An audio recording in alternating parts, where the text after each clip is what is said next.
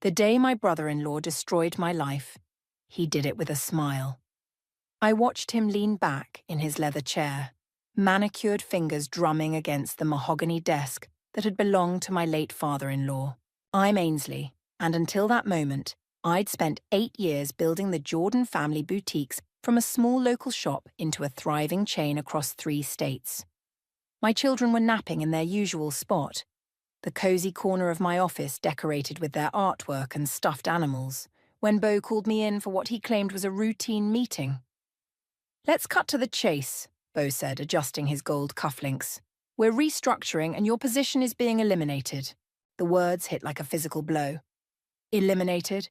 I built half these stores from the ground up. Come now, Ainsley.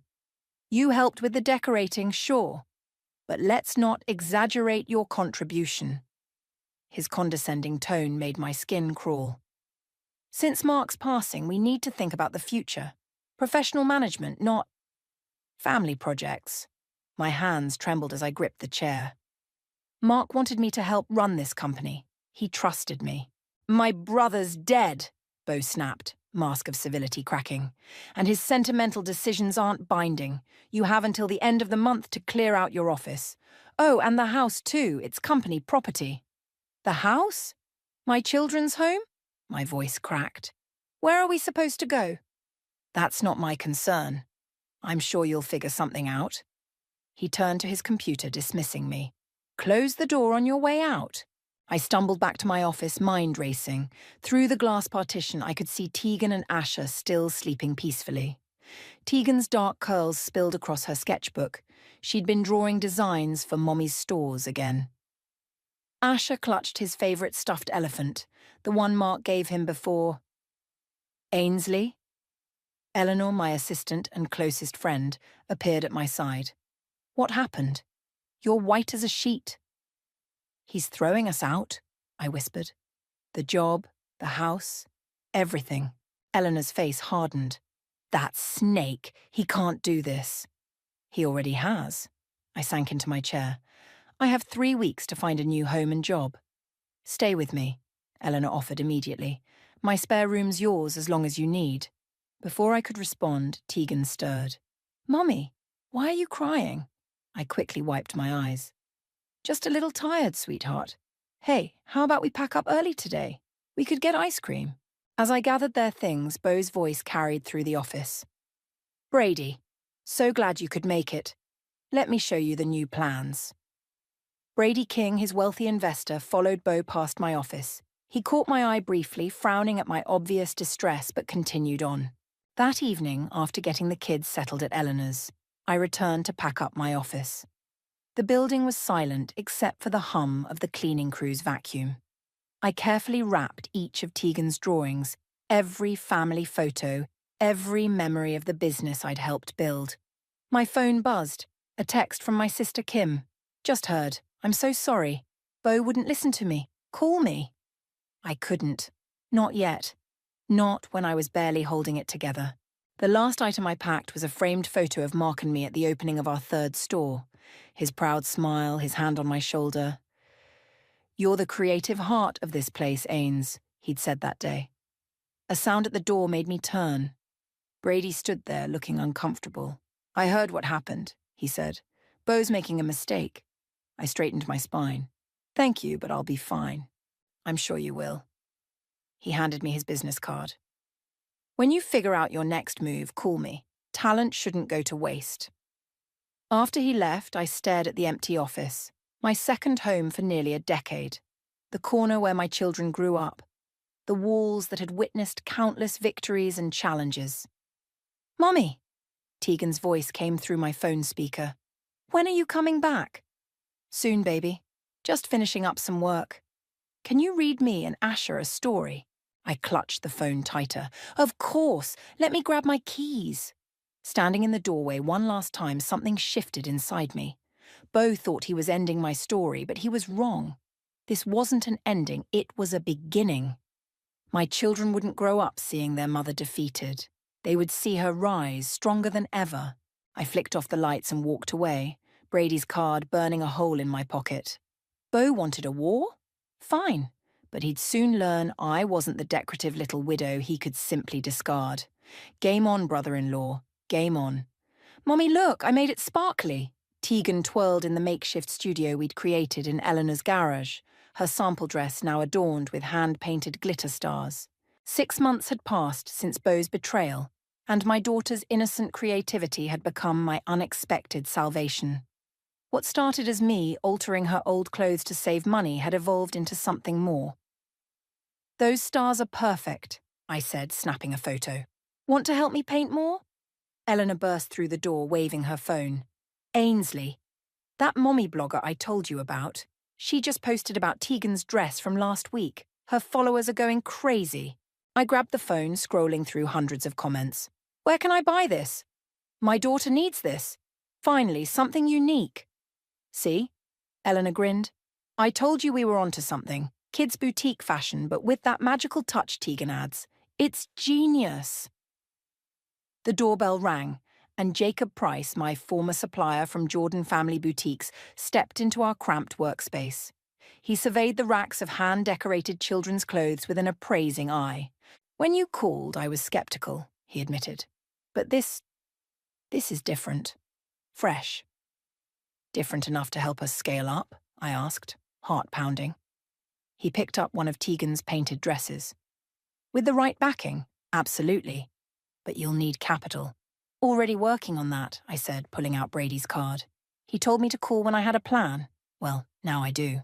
Eleanor squeezed my hand as I dialed. When Brady answered, his interest was immediate. "Send me your business proposal. And, Ainsley, make it bold."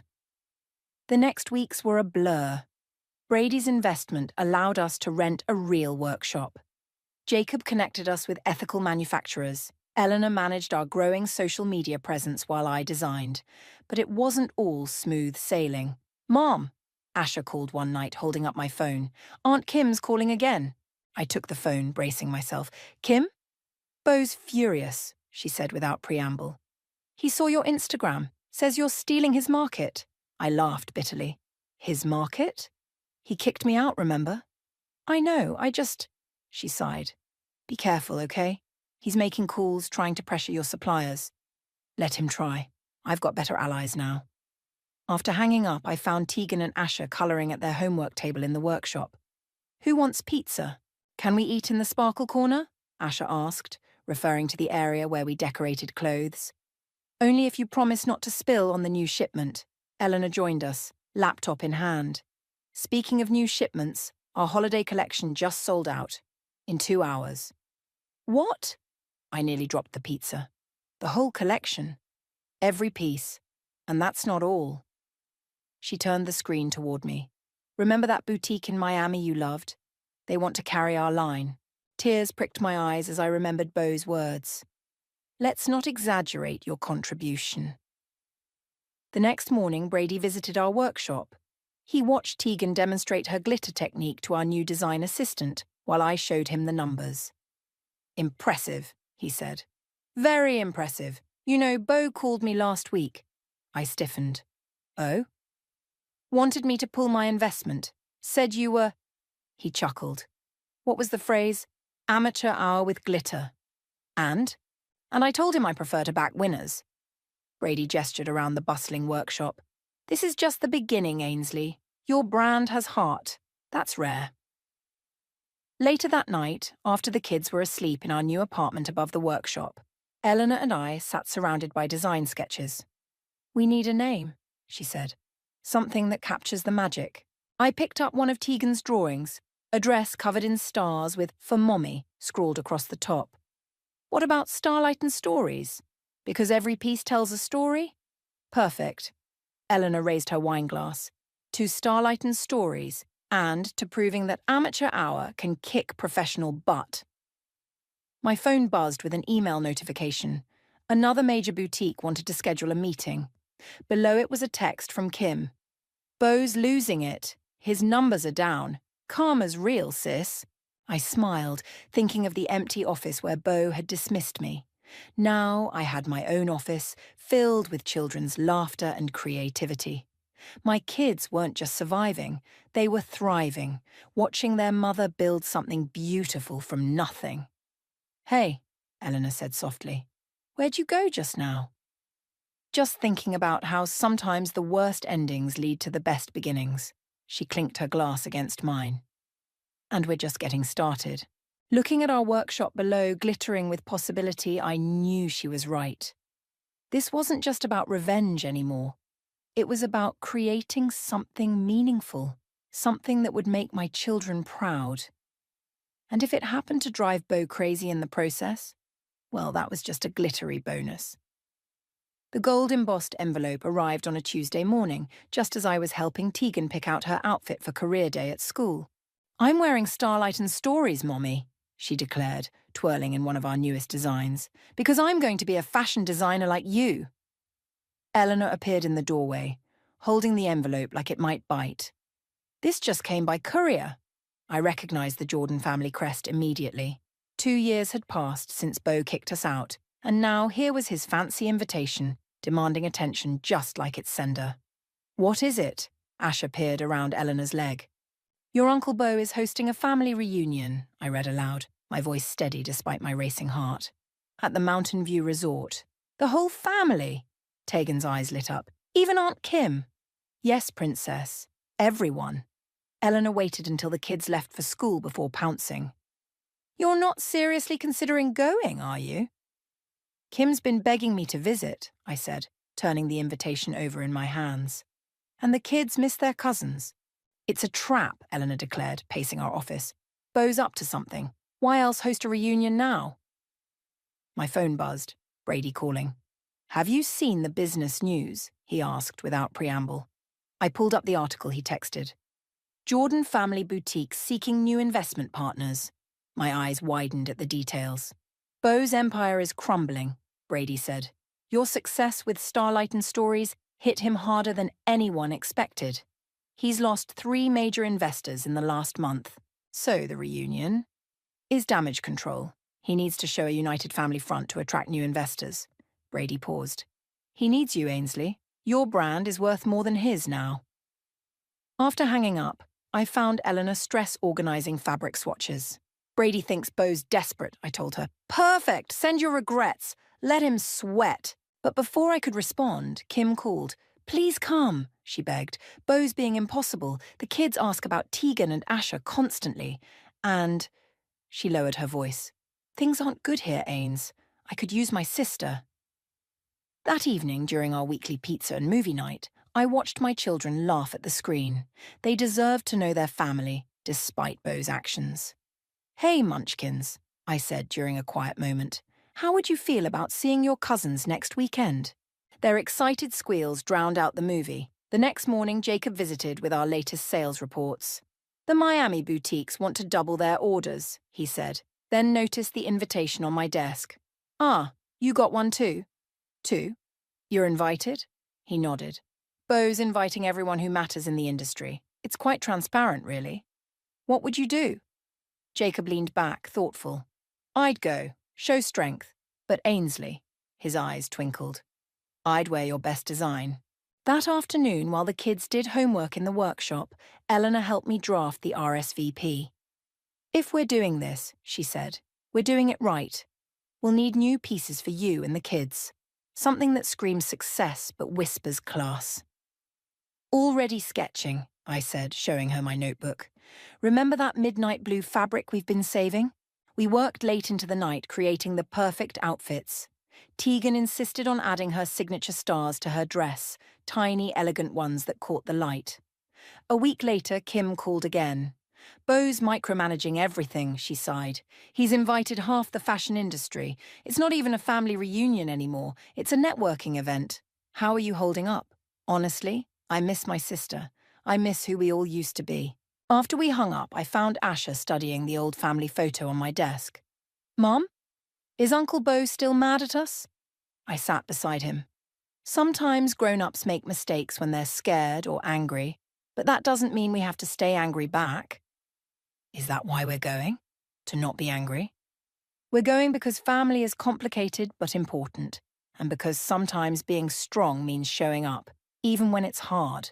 That night, I lay awake, remembering the day Beau threw us out. I'd been broken then, terrified. Now I ran a successful company. My children were happy. We'd not just survived, we'd flourished. My phone lit up with a text from Brady. Just heard from another Jordan investor. They're jumping ship. Beau's going to be desperate at this reunion. Watch your back. Eleanor's words from earlier echoed in my head. It's a trap. Maybe it was. But as I thought about Kim's plea, my children's excitement, and, yes, the delicious irony of Beau needing me now, I knew we had to go. I pulled out my sketch pad and started designing. If Beau wanted to make this reunion a show of power, I'd give him exactly that. But this time, I'd be the one writing the script. Let the games begin, brother-in-law. Let the games begin. Mountain View Resort loomed before us, all glass and stone against the autumn sky.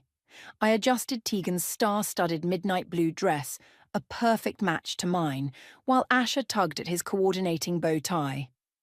"Ready?" I asked my children, trying to sound more confident than I felt. "Ready," they chorused, but Asher grabbed my hand tight as we walked through the grand entrance. The reunion was in full swing, the ballroom buzzing with familiar faces and industry bigwigs.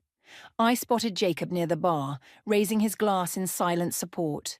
Several boutique owners who carried our line broke into whispers as we passed. "Ainsley!" Kim rushed forward, wrapping me in a fierce hug. "You look amazing." She pulled back, tears in her eyes. "And look at my gorgeous niece and nephew." While the kids reunited with their cousins, Kim linked her arm through mine. "Beau's been watching the door like a hawk. He's by the investors' table with Brady." "Brady's here already?" "Hasn't left Beau's side. Though from Beau's expression, the conversation isn't going well." I caught Beau's eye across the room. His practiced smile faltered as he took in my appearance, his gaze lingering on the small but distinctive Starlight and Stories logo on my clutch. "Mommy!" Tegan called. "Everyone's asking about my dress." Sure enough, a group of women had gathered around my daughter, admiring the delicate starwork on her outfit. I recognized several as buyers from major department stores. "Your daughter's wearing one of your designs?" one asked. "It's exquisite." "Our holiday collection launches next week," I said smoothly. "I'd love to show you the lookbook." Beau appeared at my elbow, his cologne too strong, his smile too wide. "Ainsley, so glad you could make it." "Beau," I kept my voice pleasant. "Lovely party." "We need to talk," he murmured, but before he could continue, Brady approached. "Ainsley, that must be the famous Tegan I've heard so much about." Brady knelt to my daughter's level. "I love your stars. Did you help design this dress?" Tegan nodded enthusiastically. "I helped with all the dresses. Want to see my sketchbook?" While Tegan charmed Brady, I circulated the room. Everywhere I heard whispers about Starlight and Stories' meteoric rise. Several guests wore our designs, including Kim's daughter. "Your sister-in-law's quite the success story," I overheard one investor tell Beau. "Remarkable recovery after, well," Beau's face reddened. "Yes, well, family has always been our strength at Jordan Boutiques." "Really?" Brady's voice cut in. I heard differently. Beau's forced laugh couldn't hide his panic as Brady walked away. During dinner, I sat with Kim, watching Tegan and Asher play with their cousins. "How bad is it?" I asked quietly. Kim glanced at Beau, who was desperately trying to engage a disinterested investor. "Bad. He gambled big on some luxury developments. When they failed..." "Mrs. Webb?" A hotel staff member appeared. "Mr. King would like a word in the garden terrace." Outside, Brady stood examining a rose bush. "Your timing is impeccable," he said. "Beau's about to ask for your help." "What?" "He needs a merger. Your brand success, your industry goodwill. It could save Jordan Boutiques." Brady smiled. "The question is, what will you do with that power?" Before I could respond, Asher found me. "Mom, Uncle Beau made Tegan cry." I rushed inside to find my daughter sniffling while Kim berated her husband. "All I said," Beau defended, "was that her little stars were fine for children's games, but real fashion." "Real fashion," I cut in, my voice sharp. "Our little stars outsold your entire summer collection." The room fell silent. Perhaps, Bo said tightly, we should discuss this privately. In my office. No. I lifted Tegan onto my hip. We're done with private discussions in your office. Ainsley, be reasonable. We're family. Family? I laughed. Now we're family? Where was family when you threw us out? That was business, he hissed. And how's business now, Bo? His face contorted. Around us, investors and industry players watched the drama unfold, no doubt mentally calculating the value of their Jordan Boutiques stock. Mum? Asher tugged my dress. Can we go home? Not yet, sweetheart. I faced Bo. You wanted to talk? Let's talk. Tomorrow, my office, 9 a.m. Bring your proposal. Your office? He practically spat the words. Yes, the one above my successful workshop, in my thriving business. I smiled sweetly. You know, the amateur hour with glitter you were so worried about? Kim stifled a laugh. Brady didn't bother hiding his. As we left the ballroom, I heard the whispers follow us, but this time they weren't about the fallen widow with 2 kids. They were about the woman who'd built an empire from scratch. Mom? Tegan asked as we reached our car. Did we win? I buckled her in, thinking of Bo's face, of tomorrow's meeting, of the long game still ahead. No, baby, but we're about to. Bo arrived at 9:15, his Italian suit unable to hide the tension in his shoulders. Eleanor met him at reception, making him wait another 10 minutes before leading him to my office. I'd chosen my position carefully, standing at the window overlooking our workshop, where our team was preparing the holiday collection. The sound of laughter and music drifted up from below.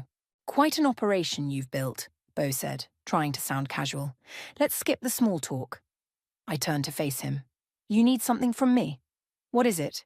He placed a folder on my desk. A merger. Equal partnership. Jordan Family Boutiques and Starlight and Stories together again. Equal? I raised an eyebrow. Last I checked, my company was worth 3 times yours. His jaw tightened. The Jordan name still carries weight. The Jordan name is drowning in debt. Brady showed me the numbers. Before Bo could respond, Eleanor buzzed in. Kim's here. Should I send her up? Bo's face reddened. You invited my wife? No, Kim said from the doorway. I invited myself.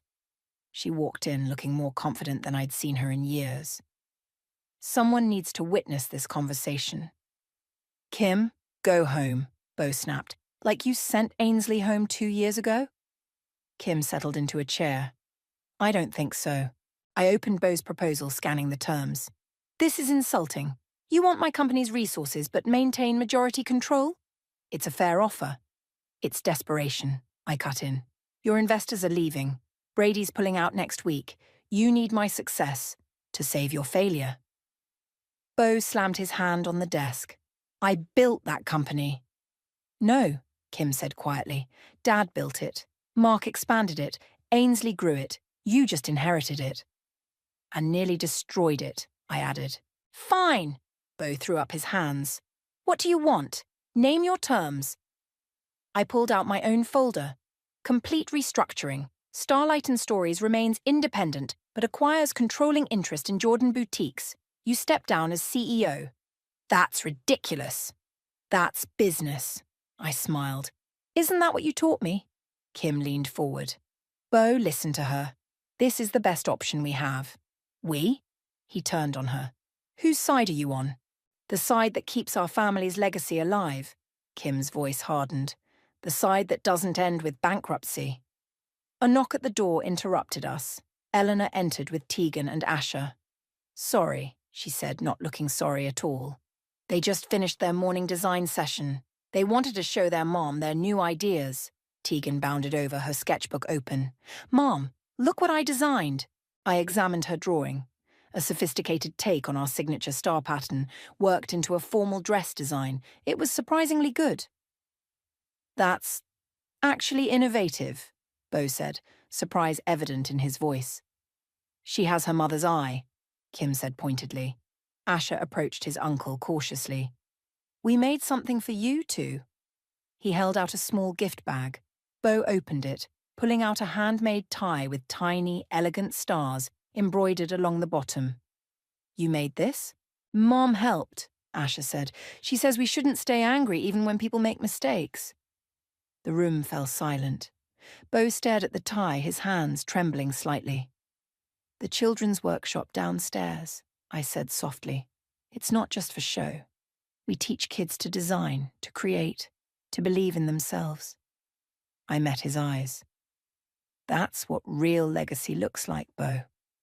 He sat heavily in a chair, the tie still in his hands.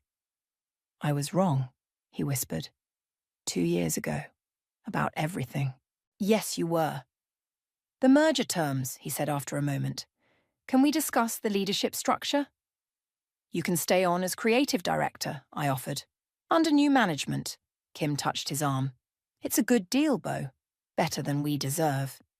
He looked around my office at the wall of magazine covers featuring our designs, at the children's corner filled with artwork, at the thriving workshop below.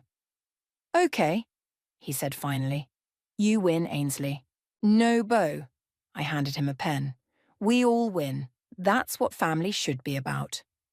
After the papers were signed and Kim had led a subdued Bo out, Eleanor poured us both a drink. "You did it," she said. "You actually did it." "We did it," I corrected, hugging my children close. "All of us." Tegan looked up from her sketching.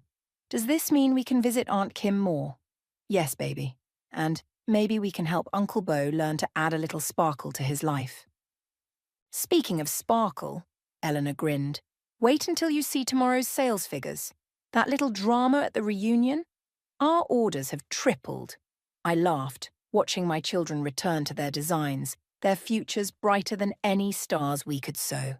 Sometimes the best revenge isn't revenge at all. Sometimes it's showing others a better way to shine. "Are you absolutely sure about this?" Eleanor paced my office, waving the latest proposal from Brady. "Expanding into Europe is huge. Maybe we should wait until the Jordan merger settles." I was about to respond when Jacob burst in, grinning. "You won't believe who I just saw skulking around the workshop." "Bo?" I guessed, watching the children's design class like a hawk, even took notes. 3 weeks had passed since the merger, and Bo's transformation had been unexpected. He'd shown up every day, quietly observing, learning, asking questions without his usual arrogance. "Mom!" Tegan rushed in. "Uncle Bo helped me with my sketches, look." She thrust forward her notebook. The design was surprisingly good, her usual whimsy tempered with practical details I recognized from Bo's style. "He said we could try it for the spring collection," she beamed. Eleanor raised an eyebrow. "Bo? Suggesting children's designs?" "People can change," I said, just as my phone buzzed with a text from Kim. "He's different. Thank you." Jacob cleared his throat. "Speaking of change, Brady's waiting downstairs. Says it's time to decide about Europe." I found Brady in our showroom, examining our newest pieces. Bo was there too, explaining the construction of a particularly intricate dress to a group of design students. "The stars aren't just decoration," Bo was saying. "They're part of the structure. My niece taught me that." Brady smiled as I approached. "Quite a change from amateur hour with glitter, isn't it?" "The merger's working better than expected," I admitted. "Which is why we need to move now." Brady gestured to the papers in his hand. "European buyers are hungry for something fresh. Your brand tells a story they want to hear." "It's not just my brand anymore," I said, watching Bo demonstrate a stitching technique. "That's exactly why it'll work." Brady lowered his voice. "Bo knows the business side. You have the vision. Together, you could be global." Before I could respond, Asha came running in. "Mom, look what Uncle Bo helped me make." He proudly displayed a small bow tie, decorated with tiny embroidered stars. The craftsmanship was impeccable. "He said I could teach the other kids how to make them," Asha added excitedly. Bo approached, looking almost shy. "If that's okay with you, of course." "Teaching suits you," I said. "Learning suits me better." He straightened his tie, the one Asha had given him. "I've been thinking about the European expansion." Brady tensed, but Bo continued. "We should start with children's design workshops. Build community first, then introduce the brand. Do it right, not just fast." I stared at him. "That's actually brilliant." "I learned from the best," He nodded toward the workshop where Tegan was showing other kids her design techniques.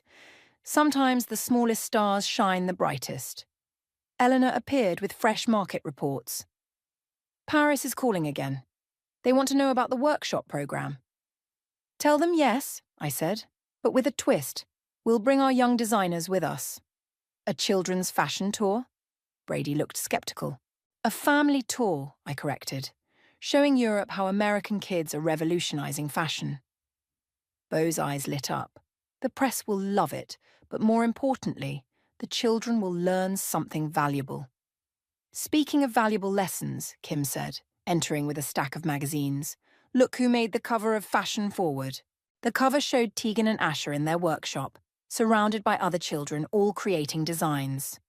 The headline read, "The Future of Fashion, How One Family's Story Changed an Industry." They interviewed me, Beau said quietly, asked about my biggest mistake and greatest lesson.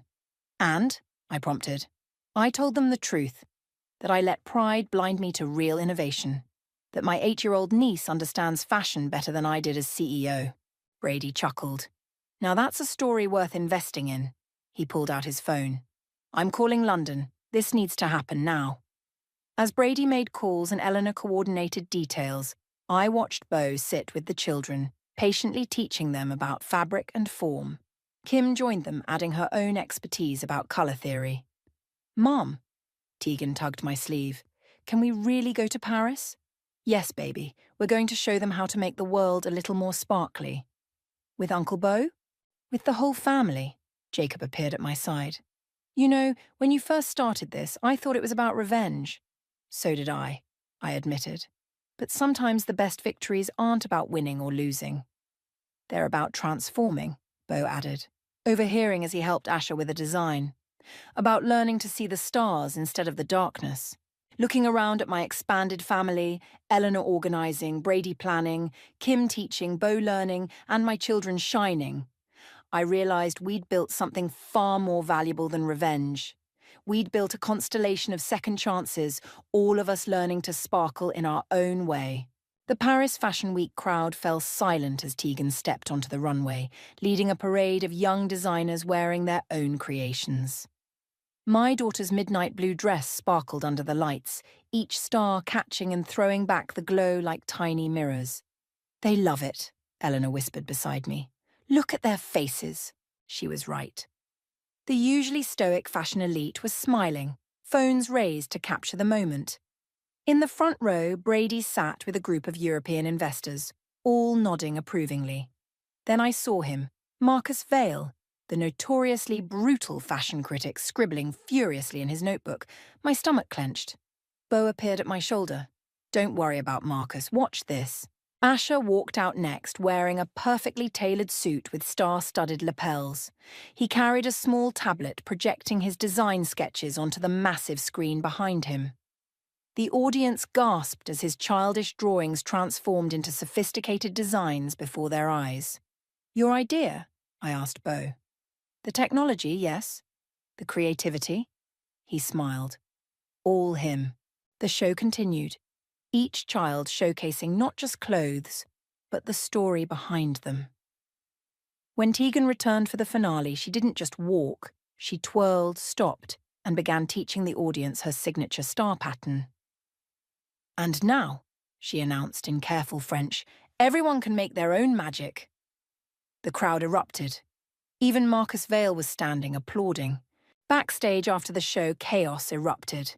Buyers pushed forward with contracts, journalists shouted questions, and photographers' flashes created a storm of light. Madam Webb, Marcus Vail approached, his accent thick. Your children's workshop program, brilliant.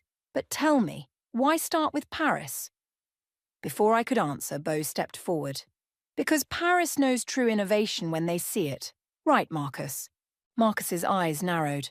Ah, Monsieur Jordan, last time we met you said children's fashion was beneath you. I was wrong about many things, Beau said, straightening Asher's bow tie. My nephew here taught me that. Uncle Beau, Tegan called.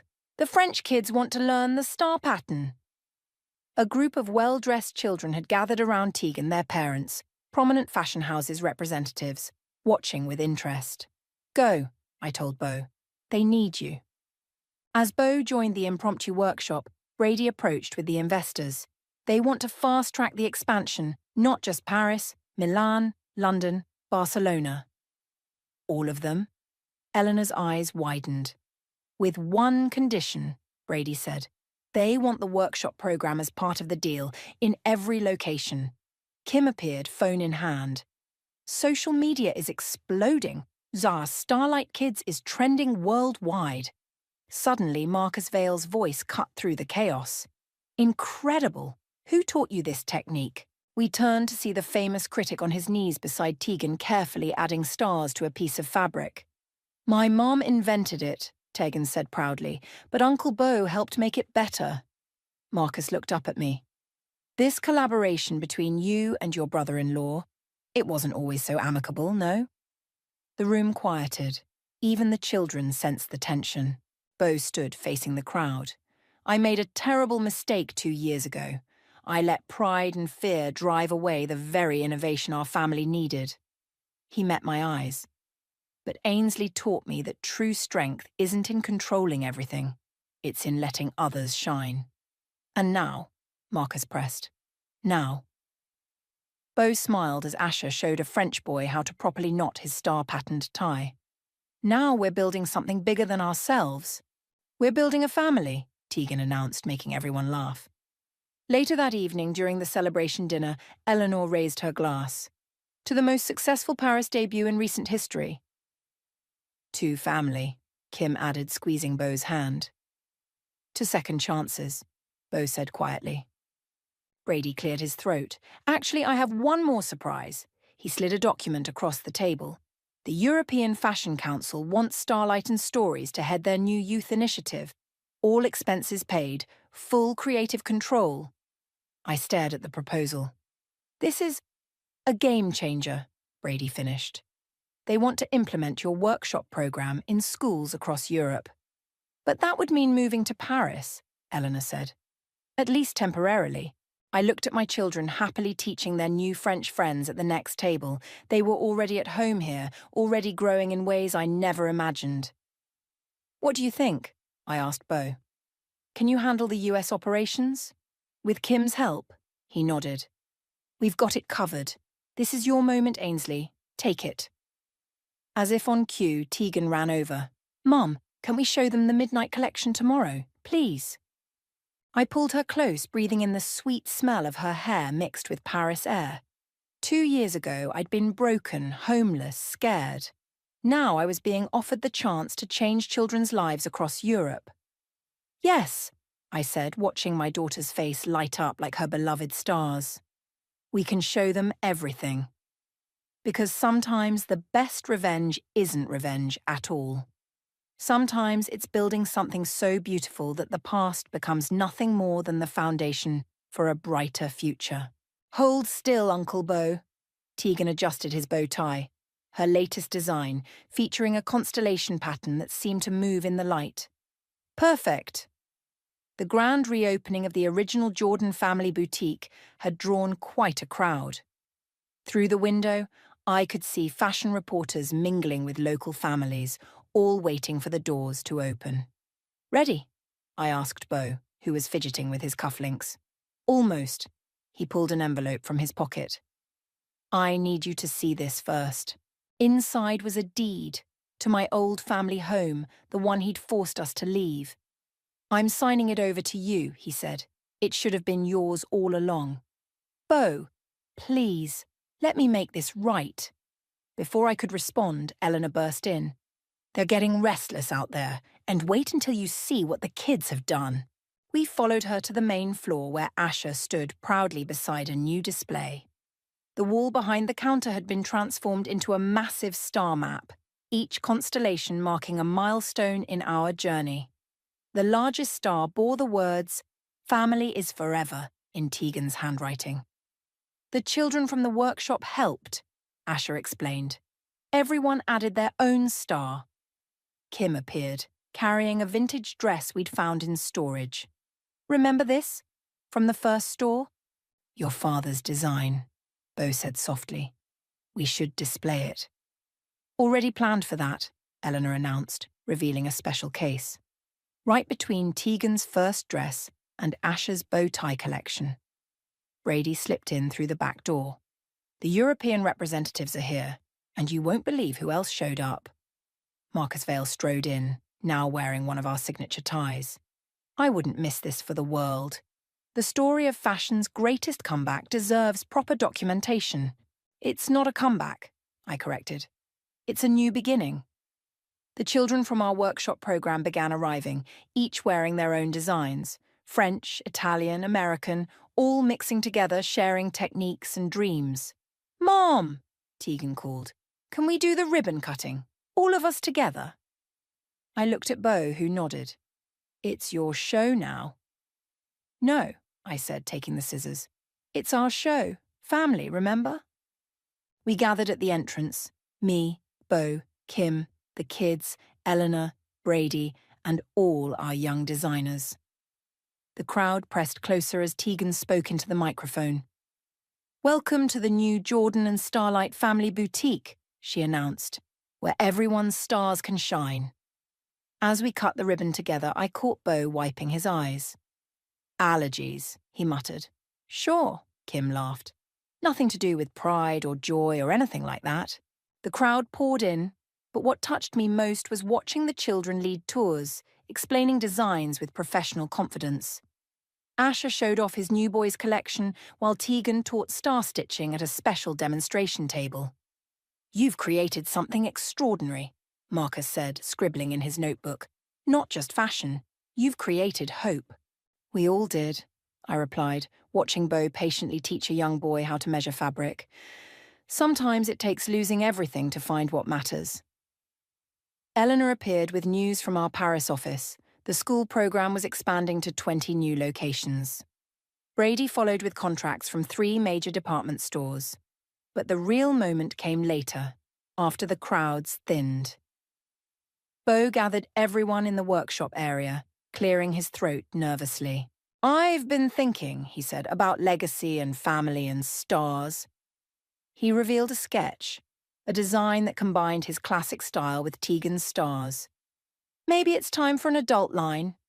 If my niece will teach me." Tegan threw her arms around him. "First lesson starts now." As they bent over the design table together, Kim squeezed my hand. "Look at them. Who'd have thought?" I fingered the house deed in my pocket. "People can surprise you." "Speaking of surprises," Eleanor cut in, "wait until you see next month's Fashion Forward. They're calling us the future of inclusive fashion education." "That's nice," Asher said seriously, "but can we have pizza in the workshop like old times?" Everyone laughed, and soon we were all sitting cross-legged on the floor, sharing pizza and dreams. The children taught Beau their secret handshake. Kim and Eleanor planned the next collection. Brady and Marcus debated fashion trends. Looking around at my expanded family, blood and chosen alike, I realized something.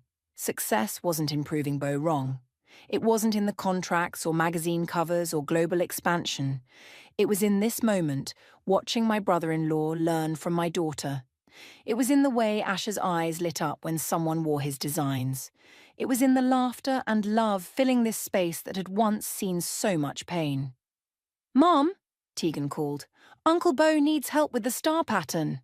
"Coming, baby." I joined them at the table, showing Beau the technique I'd created during those dark days after he'd thrown us out. "I was such a fool," he whispered. "No," I corrected, guiding his hands. "You were just looking at the darkness. Now you see the stars."